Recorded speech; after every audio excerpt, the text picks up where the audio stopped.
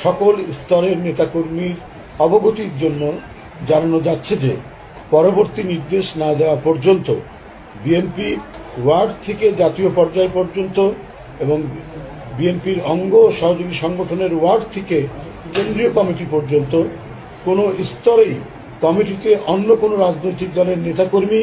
বা অরাজনৈতিক ব্যক্তিকে এই মুহূর্তে যোগদান করানো যাবে না। আমি আবারও বলছি, বাংলাদেশ জাতীয়তাবাদী দল বিএনপি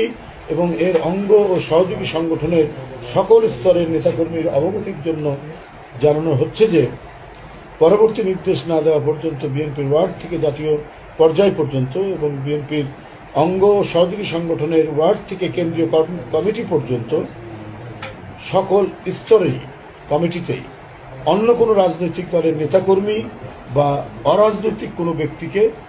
যোগদান করানো যাবে না।